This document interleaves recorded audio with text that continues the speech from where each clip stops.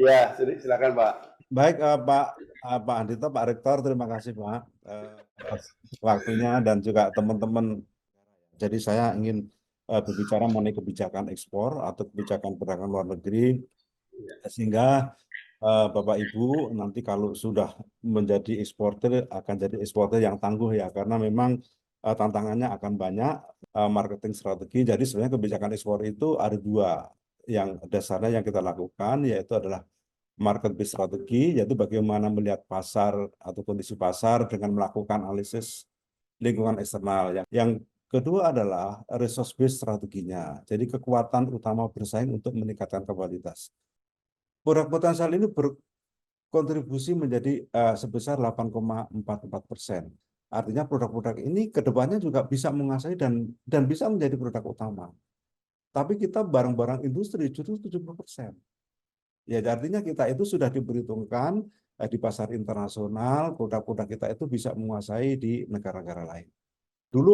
Zaman dulu ada istilah pembagian kerja utara selatan gitu ya, teman-teman. Jadi kalau bagian utara itu memproduksi hasil industri, kemudian selatan memproduksi produk pertanian.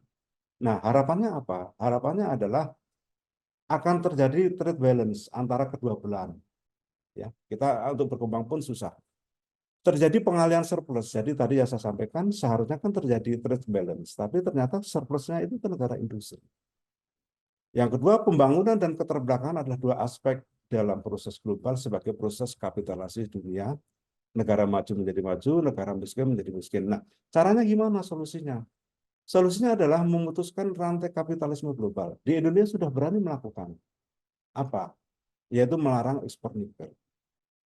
Nah, teori ketergantungan tadi, pertama adalah ketergantungan kolonial. Jadi Bapak Ibu mungkin tahu cerita ya sejarah Indonesia bagaimana dijajah oleh asing ya, oleh Belanda dan sebagainya. Itulah yang dimaksud dengan ketergantungan kolonial. Kita tidak maju. Kita tidak maju, tapi kenapa? Ya karena faktor eksternal tadi, ada penjajahan. Yang kedua adalah ketergantungan finansial industrial. Jadi hegemoni kapitalis oleh negara maju, kemudian investasi diarahkan pada raw material dan pertanian untuk konsumsi negara maju. Ini juga sudah terjadi sebenarnya. Kemudian yang ketiga adalah ketergantungan teknologi industri. Jadi kehadiran multinasional corporation, investasi diarahkan untuk pemenuhan kebutuhan dalam negeri negara tersebut. Ya, jadi kita itu akan dipenuhi kebutuhan kita itu oleh negara lain dengan mereka investasi di sini. Nah, kemudian ini secara umum kebijakan ekspor impor kita, bahwa kita impor ya ataupun ekspor itu memang ada aturannya. Jadi ekspor itu ada yang dilarang, ya, ada yang bebas dan ada yang diatur. Ya, jadi yang dilarang itu memang ada komoditi kita yang tidak boleh ekspor.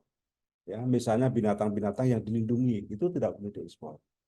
Ada yang diatur, ya diatur tata niaganya. Misalnya seperti batu bara, kemudian produk mineral lainnya, itu kan ada hilirisasi. Artinya boleh diekspor sepanjang kandungan materialnya sudah sekian persen, artinya sudah melalui proses hilirisasi. Itu namanya diatur. Diatur. Ada yang bebas. Yang bebas ya Bapak Ibu, banyak komoditi kita yang bebas ekspor. Ini yang terbaru ya, kasus-kasus yang sekarang berjalan dan sekarang sedang proses kita lakukan pembelaan. Dan ini juga kasus-kasus Desember ya, kasus-kasus yang Desember ini muncul.